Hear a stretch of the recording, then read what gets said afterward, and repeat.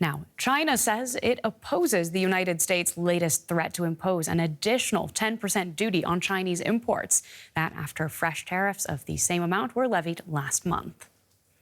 U.S. President Donald Trump has alleged that the drug fentanyl is still entering the United States from China at unacceptable levels. Beijing has rejected the accusations, maintaining that it has strict controls on narcotics, and it's vowed to retaliate if it faces new tariffs. The U.S. has used the fentanyl issue to pressure and blackmail China with tariffs. It's acting unilaterally and repaying kindness with hostility, and will not resolve its own concerns. It will only backfire and seriously impact dialogue and cooperation between the two sides on drug control. Pressure, coercion, and threats are not the correct way to deal with China. Mutual respect is the basic premise. Let's speak to Cassandra Sunt from DW Business for more on this. Cassandra, we have Beijing calling this tariff blackmail. What kind of response do you think we might see from the Chinese side? Well, it's certainly going to be a big one because when we've seen the U.S. tariffs so far, China has gone tit for tat in this trade dispute.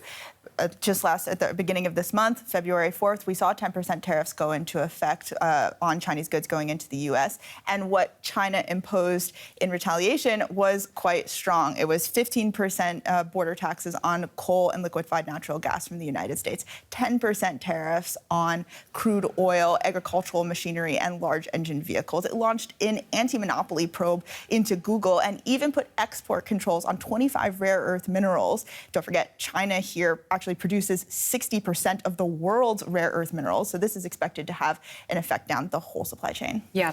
Now, these tariffs from the United States, they're coming right at the start of a big meeting of Chinese leadership. Do you think this is intentional timing from the Trump administration? I personally, absolutely, because what was expected to be discussed at this meeting was a kind of uncomfortable acknowledgement that maybe the domestic Chinese economy isn't doing so good.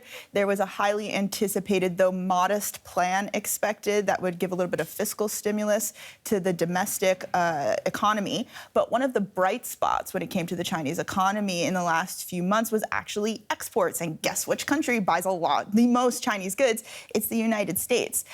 So this is incredibly bad timing for the Chinese government, especially because the next two countries that buy the most goods from the Chinese mainland are Hong Kong and Japan. But in the last few quarters, their economies have struggled, the GDP hitting just under 1% growth. So they're not expected to necessarily go on a buying spree for Chinese goods here. And I'm guessing this is going to have an impact on global markets then too, right? Yeah, it's already having an effect on global markets. Honestly, China and Hong Kong equities closed lower on the week, ending weeks of gains. The Hang Seng Index actually slumped over 3%. That's its largest one-day decline since October 2024. Tech majors trading in Hong Kong also slumped over 5%. AI shares that trade onshore also down over 6%. And it's important to remember here that while we are talking about China as the world's second largest economy, on March 4th, we're also expecting tariffs to go into effect on Canada and Mexico, and there are many tariffs on all sorts of goods coming into the U.S. from all over the world. So